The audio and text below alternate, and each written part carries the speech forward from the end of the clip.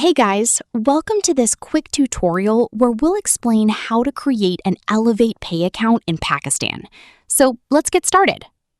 To begin, go to the official Elevate Pay website or download the app and click on Get Started to sign up.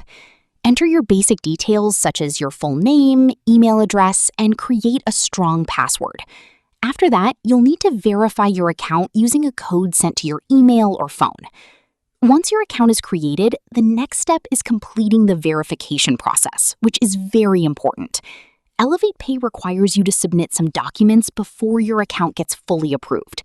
These include a valid ID, like CNIC or passport, proof of address, such as a bank statement or utility bill, and proof of income, like a freelance invoice or contract.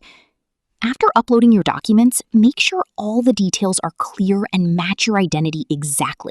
Otherwise, your application may get rejected. You may also need to complete a selfie or identity verification step.